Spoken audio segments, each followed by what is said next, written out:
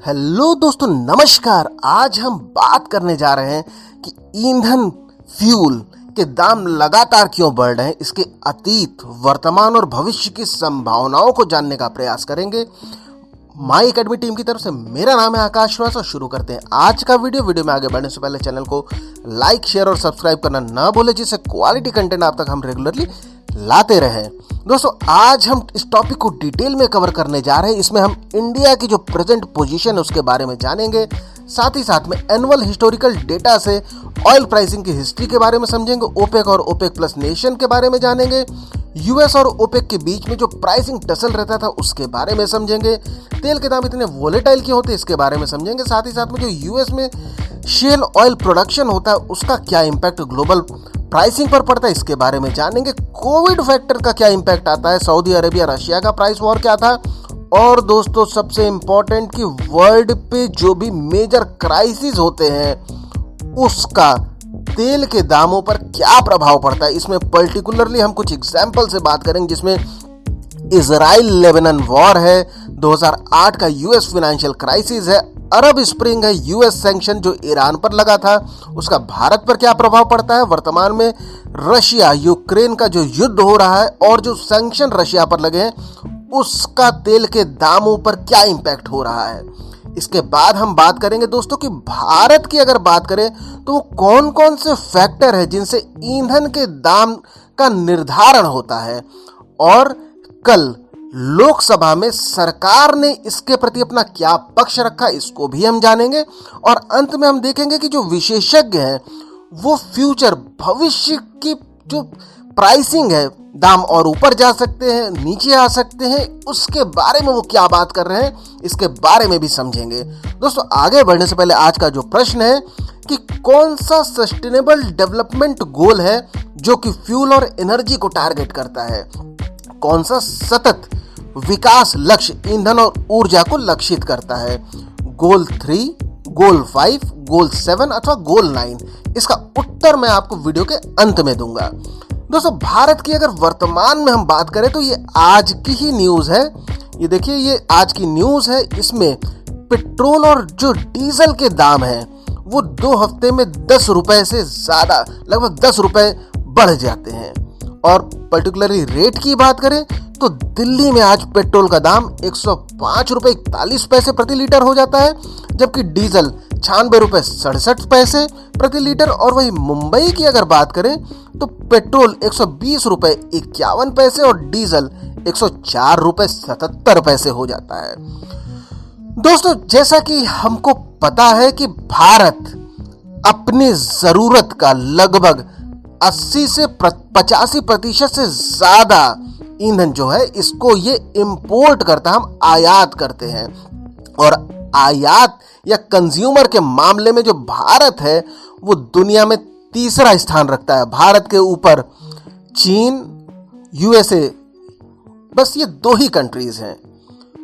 दोस्तों, चलिए थोड़ा सा हम ग्लोबल इकोनॉमिक्स ऑफ फ्यूल आखिर क्या है इसको समझने का प्रयास करते हैं, तब हम डिटेल में एक एनालिसिस कर पाएंगे कि आखिर वर्तमान में तेल के दाम क्यों बढ़ रहे हैं।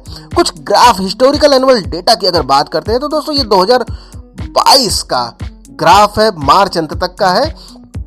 इसमें जो हाईएस्ट अगर हम बात करें तो 123.70 डॉलर प्रति बैरल का ईयर हाई लग चुका है।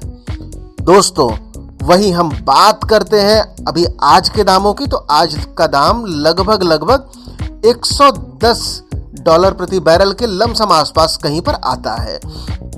इसके अलावा 2008 की हम बात करते हैं तो 2008 में ये जो दाम थे $145.31 प्रति बैरल की ईयर हाई लगा चुके हैं, जो कि खुद में इतिहास में सबसे ज्यादा प्राइस है। 1970 से कुछ आंकड़ों को अगर हम देखते हैं अंतरराष्ट्रीय बाजार में क्रूड ऑयल के दाम की हिस्ट्री को समझने का प्रयास करते हैं तो दोस्तों देख सकते हैं 1970 में दाम कितने कम हुआ करते थे, और उसके बाद से जब ईरान और इराक का युद्ध होता है तो दाम लगभग दुगने हो जाते हैं तेल के। उसके बाद से गल्फ वॉर जब होता है तब भी लगभग 50% की वृद्धि होती है। और दोस्तों 2008 का जो फाइनेंशियल क्राइसिस था उसमें भी 50% की औसत वृद्धि हो जाती है। और इस समय की अगर हम बात करें तो दोस्तों पैंडेमिक में ये थोड़ा सा कम होता है। ईयर लो लगभग यहाँ पर 16 की बात कही जा रही, कई जगह पर ये $9 प्रति बैरल तक का डेटा हमको भी मिलता है। और वर्तमान में अगर हम बात करें तो ये युद्ध से पहले जो रशिया का यूक्रेन पर जो आक्रमण, जो इन्वेजन हुआ है, उससे पहले ये माना जा रहा था कि 2022 के जो फ्यूल प्राइस रहने वाले वो काफ़ी हद तक स्टेबल रहेंगे, इसमें बहुत ज़्यादा अंतर नहीं आने वाला है। पर दोस्तों युद्ध ने सारा समीकरण बदल के रख दिया। चलिए थोड़ा सा कुछ इतिहास के पन्नों को अगर खंगालते हैं तो 20वीं शताब्दी की अगर हम बात करते हैं तो दोस्तों 1970 से पहले $1 से $2 प्रति बैरल ये दाम हुआ करते थे। और आज अगर हम इन्फ्लेशन से इस दाम को एडजस्ट करके देखते हैं तो आज के दौर में ये दाम $10 से $30 प्रति बैरल निकल कर आते हैं। और दोस्तों उस समय 1970 से पहले यूनाइटेड स्टेट ऑफ अमेरिका ये दुनिया का सबसे बड़ा खिलाड़ी था तेल के मामले में, और ये दुनिया भर के तेल के दाम को यही रेगुलेट किया करता था। 1960 के दशक में सऊदी अरेबिया और जो दूसरे जो ऑयल एक्सपोर्टर नेशन है वो OPEC, organisation of petroleum and exporting countries, दोस्तों ओपेक संस्था का ये संगठन करते हैं। पर्टिकुलरली डेट की अगर बात करें तो ये होता है 14 सितंबर 1960 में। कहां पर होता है? बगदाद में होता है। मैं यहां पर लिख देता हूं, बगदाद में होता है। दोस्तों इनिशियली जब ये संगठित होता है तब जो 5 मेंबर होते हैं, इसमें 5 मेंबर ये मिलकर इसका निर्माण करते हैं। मेंबर की बात करूं तो Iraq, Iran, Kuwait, Saudi Arabia और वेनेजुएला। जबकि दोस्तों वर्तमान में अगर हम बात करें तो ओपेक में 13 मेंबर हो चुके हैं, जो कि इस प्रकार हैं: Iran, Iraq, Kuwait, United Arab Emirates, Saudi Arabia, Algeria, Libya, Nigeria, Gabon, Equatorial Guinea, Republic of Congo, Angola और वेनेजुएला। दोस्तों ये नाम आप एक बार 2 बार जरूर पढ़िएगा, क्योंकि हो सकता है आने वाले एग्जाम में आपको पूछ ले ऑप्शन देके कि निम्न में से कौन से ओपेक कंट्री के सदस्य हैं, या कुछ ऑप्शन दे दे कौन से सदस्य नहीं हैं। दोस्तों ओपेक की अगर हम बात करें तो इसमें सबसे जो बड़ा खिलाड़ी है वो सऊदी अरेबिया आता है। दोस्तों ओपेक के अलावा ओपेक प्लस संस्था, जिसमें ये 13 ओपेक जो सदस्य हैं वो तो है ही, उसके अलावा 10 और सदस्य जोड़े जाते हैं जो कि दुनिया भर में दूसरे मेजर ऑयल प्रोड्यूसर नेशन होते हैं। दोस्तों इसमें सबसे बड़े खिलाड़ी की बात करूं तो वो रशिया आता है। रशिया के अलावा Azerbaijan, Bahrain, Brunei, Kazakhstan, Malaysia, Mexico, Oman, Sudan और दक्षिणी सूडान, ये सब दूसरे अन्य मेंबर इसमें आते हैं।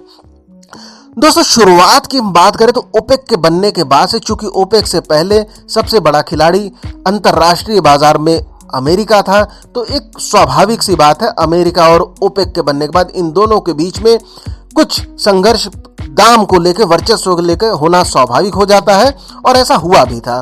और इस पे एक बड़ा कदम प्रेसिडेंट उस समय निक्सन ने उठाया था, जिस समय उन्होंने जो यूनाइटेड स्टेट जो डॉलर है उसको गोल्ड स्टैंडर्ड से हटा दिया गया था। यहाँ पर मैं बहुत संक्षेप में बताना चाहूँगा कि कुछ समय पहले, उससे पहले जो अंतर्राष्ट्रीय बाजार में जो मुद्रा की जो वैल्यू होती थी, उसको उस देश के पास कितना गोल्ड रिजर्व है उसके अनुपात में उसका मापन किया जाता था, और इसी को प्रेसिडेंट निक्सन हटा देते हैं। उसके बाद से बहुत तेजी से जो डॉलर के दाम है वो गिर जाते हैं, और जिसकी वजह से जो दुनिया भर में तेल के दामों में भी भारी गिरावट हो जाती है। दोस्तों इसके बाद ओपेक अपना एक्सपोर्ट यूनाइटेड स्टेट को रोक देता है तेल के मामले में करना 1973 में। 2 कारण होते हैं। पहला, ये जो तेल के दाम तेजी से गिरे हैं उसको ओपेक नेशन थोड़ा संभालना चाहते हैं, ऊपर करना चाहते हैं, और इसके अलावा ये अमेरिका से खफा रहते हैं, क्योंकि अमेरिका ने इजराइल का सपोर्ट युद्ध में किया होता है, यौम किपुर वॉर में। तो इन दो कारणों से ओपेक नेशन अपने एक्सपोर्ट को 73 में यूनाइटेड स्टेट पे रोक देते हैं। दोस्तों आगे थोड़ा सा हम बात करते हैं कि आखिर तेल के दाम इतने ज्यादा उतार चढ़ाव वाले क्यों हो जाते हैं। 70 के बाद से ये उतार चढ़ाव काफी ज्यादा मिलता है। अगर हम इकोनॉमिक्स के बारे में बात करें तो इकोनॉमिक्स में कीमत का निर्धारण मांग और पूर्ति के सिद्धांत से होता है, डिमांड एंड सप्लाई के रूल से होता है। पर तेल के दाम में इसके अलावा भी बहुत सारे फैक्टर सामने आते हैं। एक बड़ा फैक्टर जो शॉर्ट टर्म प्राइस को निर्धारित करता है वो होता है दोस्तों कमोडिटी मार्केट में जो कमोडिटी ट्रेडर्स होते हैं। जो कमोडिटी ट्रेडिंग होता है फ्यूचर एंड ऑप्शन के मामले में, इसमें जो ऑयल होता है उसका प्रेजेंट, फ्यूचर और स्पेक्यूलेशन के आधार पर इसकी कीमतों को प्रतिदिन निर्धारित किया जाता है और इसी वजह से तेल के दामों में बहुत तेजी से उतार और चढ़ाव दोनों ही देखने को मिल जाता है। दोस्तों बात करें 2015 की, तो जब यूएस ने शेल ऑयल प्रोडक्शन काफी तेजी से बढ़ा दिया था और दुनिया में ये इसकी सप्लाई करने लग गया था, तो उस समय तेल के दाम ऐतिहासिक तौर पर बहुत तेजी से नीचे गिरने लग जाते हैं और वो पिछले 13 साल में सबसे कम होकर $26 प्रति बैरल तक गिर जाते हैं, जिसका ओपेक ये क्या इसका तोड़ निकाल। दोस्तों चूंकि ओपेक तेल के दाम को एक जरूरत नीचे नहीं जाने देना चाहते, क्योंकि जो भी ओपेक नेशन है उनकी इकोनॉमी ही इस बात पर निर्भर करती है कि तेल के दाम कितने रहेंगे। तेल के दाम अगर बढ़ते हैं तो निसंदेह जो ओपेक नेशन है उनके इकोनॉमी में इजाफा होगा। तो दोस्तों और एक निश्चित मात्रा से अगर ऊपर बढ़ जाते हैं तो दुनिया भर में एक संकट, एक त्राहिमाम की स्थिति हो जाती है। इसलिए एक जरूरत मात्रा से तेल के दाम न बढ़े उसका भी प्रेशर रहता है और एक निश्चित दाम के नीचे तेल न आ पाए इसका भी प्रयास दूसरी तरफ रहता है। तो दोस्तों जब शेल गैस प्रोडक्शन यूएस तेजी से कर देता है, उसके बाद $26 प्रति बैरल तक दाल और तेल के दाम नीचे आ जाते हैं, तब ओपेक अपने प्रोडक्शन में कमी ला देते हैं। प्रोडक्शन में कमी लाने के बाद 2019 की बात करें तो उसमें $71 प्रति बैरल तक दाम पहुंच जाते हैं और फरवरी 2020 तक की अगर बात करें तो दाम $55 प्रति बैरल के ऊपर बने रहते हैं। दोस्तों फरवरी 2020 की ही बात क्यों की, क्योंकि उसके बाद आ जाता है कोरोना का फैक्टर। कोरोना के फैक्टर में दुनिया एकदम ठहर जाती है, थम जाती है। प्रोडक्शन वगैरह और जीवन के लगभग सभी पहलू सब जगह थम के उस समय सभी का प्रयास होता है कि जीवन को कैसे बचाया जाए।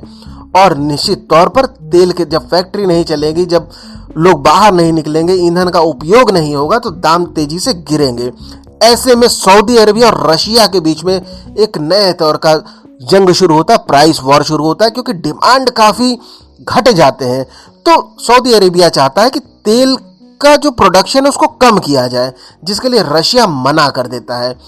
इसके जवाब में जो ओपेक कंट्रीज होते हैं वो भी अपना प्रोडक्शन बढ़ा देते हैं। दोस्तों डिमांड है नहीं, प्रोडक्शन लगातार बढ़ता जा रहा है। अब इसका दुष्प्रभाव ये पड़ता है कि पर्टिकुलरली यूनाइटेड स्टेट के वेस्ट टेक्सास इंटरमीडिएट की बात करें, जहां पर यूएस का खुद का भी प्रोडक्शन अपना अंतर्राष्ट्रीय बाजार में डिमांड नहीं है, सप्लाई बहुत ज्यादा हो गई, तो वहां पर प्राइसेस निगेटिव में हो जाते हैं। और ब्रेंट क्रूड ऑयल की बात करते हैं अंतर्राष्ट्रीय बाजार में, तो वो लगभग $9 प्रति बैरल तक गिर जाते हैं। इसके बाद रशिया और ओपेक दोनों इस बात पर राजी हो जाते हैं कि भाई थोड़ा सा हमको अपने जो आउटपुट है, जो प्रोडक्शन है, इसको काटना होगा, इसको कम करना होगा, ताकि जो सप्लाई है वो इतना न बढ़ जाए कि वो डिमांड को ओवरशैडो कर जाए और दाम और गिर जाए। तो उसको डिमांड बना रहे, इसलिए हमको अपने सप्लाई को थोड़ा सा कम करना पड़ेगा। इसके बाद ये डिसाइड होता है जुलाई 2021 में कि धीमे धीमे हम जो भी हमारा नुकसान हुआ है उसको मंथली बेसिस पे हम अपने प्रोडक्शन को बढ़ा के, चूंकि अब दुनिया वापस पटरी पर आ चुकी है, जीवन पटरी पर आ चुका है, इंडस्ट्रियल प्रोडक्शन और जो भी दूसरे तरीके के जहाँ पे भी क्रूड ऑयल और दूसरे जो फ्यूल की इंपॉर्टेंस जरूरत होती है वो सब कुछ अब पुनः स्थापित हो रहा है। तो ऐसे में हमको मंथली बेसिस पर अपना प्रोडक्शन को बढ़ाकर जो भी नुकसान हुआ है उसको हम भरपाई करेंगे। ये बात तय होती है और इसी से एक्सपर्ट अंदाजा लगाते हैं कि 2022 के दाम होने वाले हैं जो वो काफी हद तक स्टेबल रहेंगे। दोस्तों, इसके बीच में रशिया और यूक्रेन का युद्ध ने पासा पलट दिया। अब दोस्तों, अगर हम बात करते हैं कुछ अन्य और जो अतीत में उदाहरण आए हैं कि किस तरीके से दुनिया भर में जो मेजर क्राइसिस होते हैं वो तेल के दाम को कैसे इंपैक्ट करते हैं, इसकी बात करें तो सबसे पहले हम 2006 की बात करते हैं, जब इजराइल और लेबनान का युद्ध होता है। तो वहां पर इस डर से कि ये युद्ध की आंच ईरान तक भी पहुंच सकती है, तेल के दाम तेजी से बढ़ जाते हैं। इसके अलावा बात करें 2008 में जो अमेरिका में फाइनेंशियल क्राइसिस होता है, उसमें ऐतिहासिक तौर पर तेल के दाम आज तक के इतिहास में सबसे ज्यादा ऊपर पहुंचते हैं। $147.27 प्रति बैरल को तेल के दाम ने टच कर लिया था जुलाई 2008 में। अरब जो स्प्रिंग आता है ये 2011 में लीबिया, इजिप्ट, ट्यूनीशिया देशों में होता है, जो अपने तानाशाही जो वहां पर एक रिजिम था उसके बदलाव के लिए जो अरब क्रांति, अरब स्प्रिंग जो होता है, उसने भी तेल के दाम को काफी हद तक इम्पैक्ट किया हुआ था। उसके बाद दोस्तों, ईरान पर जो यूएस सैंक्शन इस बात पर लगाता है कि वो एक न्यूक्लियर वेपन कैपेबिलिटी का निर्माण वो कर रहा है, उसके शक में यूएस उस पर सैंक्शन लगा देता है फाइनेंशियल, उससे भी तेल के दाम काफी हद तक प्रभावित होते हैं।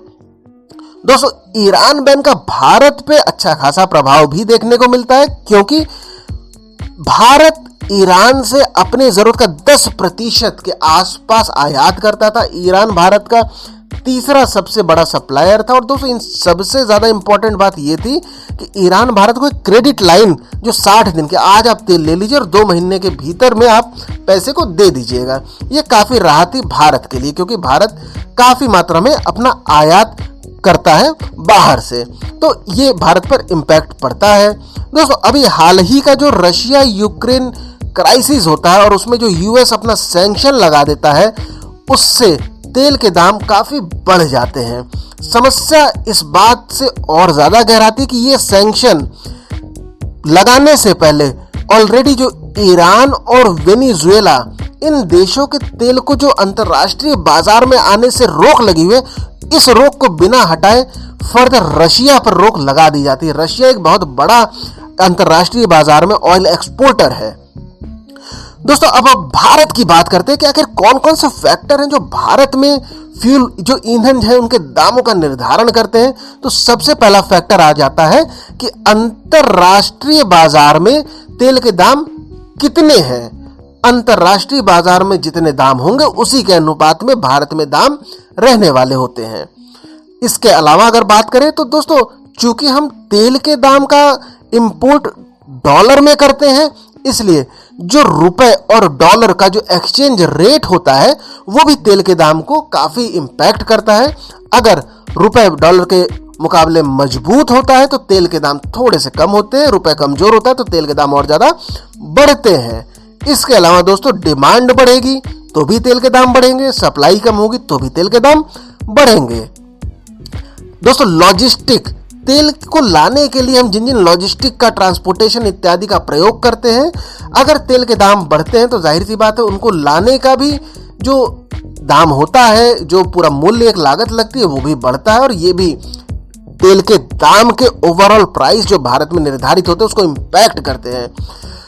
दोस्तों, जो प्राइसिंग मैकेनिज्म की बात करें तो भारत सरकार द्वारा जो तेल का जो मूल्य है वो अंतरराष्ट्रीय, भारत सरकार उसको रेगुलेट नहीं करती, बल्कि वो भारत और अंतरराष्ट्रीय बाजार में तेल का क्या कीमत है उसके हिसाब से जो ऑयल प्रोड्यूसिंग कंपनीज है वो एक मूल्य पर पहुंच के उसको देश में कितना मूल्य होना है उसके अनुपात में वो डिसाइड करती है। तो निश्चित तौर पर अगर अंतरराष्ट्रीय रेट बढ़ते हैं तो घरेलू दाम का बढ़ना निश्चित हो जाता है। दोस्तों, इसके अलावा विभिन्न प्रकार के गवर्नमेंट की टैक्सेस की बात करें तो मोटी मोटा अगर दाम की बात करें तो तमाम सारे राज्य और केंद्र सरकार के टैक्स लगाने के बाद लगभग ये 3 गुना ज्यादा होने के बाद जनता की झोली में गिरता है। दोस्तों इस टैक्स पे थोड़ा बहुत कभी कदार कमी हो जाती है और मोर और लेस लगभग ये टैक्स बने ही रहते हैं, क्योंकि ये टैक्स एक गवर्नमेंट के आय का बहुत बड़ा स्रोत भी है। दोस्तों कल की बात करें 5 अप्रैल की, तो लोकसभा में जो यूनियन पेट्रोलियम और natural gas minister Hardeep Singh Puri ji हैं, इन्होंने अपना स्टेटमेंट दिया, सरकार का पक्ष रखा और इन्होंने कहा कि जो पेट्रोल और डीजल के जो प्राइस है भारत में जो रशिया यूक्रेन वार के बाद से लगभग इसमें सिर्फ 5% की ही वृद्धि हुई है, जबकि अगर कंपैरिजन करें तो दुनिया के जो तमाम सारे विकसित देश हैं उनमें ये वृद्धि तकरीबन 50% तक की हो गई है। दोस्तों उन्होंने कुछ उदाहरण भी दिया, जिसमें अमेरिका में लगभग 51% की वृद्धि, कनाडा में 52% की वृद्धि, जर्मनी में 55%, यूनाइटेड किंगडम में भी 55%, फ्रांस में 50% और स्पेन में 58% बढ़ने की बात कही थी। वहीं पर भारत में ये वृद्धि कितनी होती है, तो भारत में ये वृद्धि सिर्फ 5% देखी गई। दोस्तों एक्सपर्ट्स की अगर हम बात करें तो एक्सपर्ट का ये मानना है कि $1 की वृद्धि अगर अंतरराष्ट्रीय बाजार में होती है तो पेट्रोल और डीजल के दाम लगभग 60 पैसे के आसपास, घरेलू भारत में इनकी वृद्धि 60 पैसे हो जाती है उसी अनुपात में। तो दोस्तों अगर एक्सपर्ट की माने तो भविष्य में ये दाम और ज्यादा बढ़ने की संभावनाएं अभी बिल्कुल बनी हुई हैं, जब तक अंतरराष्ट्रीय बाजार में तेल के दामों में कमी नहीं आती है, घरेलू बाजार में तेल के दाम कम नहीं होने वाले हैं। दोस्तों वीडियो की शुरुआत में जो मैंने आपसे प्रश्न किया था उसका सही जवाब है SDG गोल जो 7 है वो फ्यूल और एनर्जी के बारे में बात करता है, जिसमें गोल जो 7 होता है वो अफोर्डेबल एंड क्लीन एनर्जी की बात करता है। दोस्तों वीडियो अगर आपको पसंद आया हो तो चैनल को लाइक, शेयर और सब्सक्राइब करना ना भूलें। अंत तक बने रहने के लिए धन्यवाद।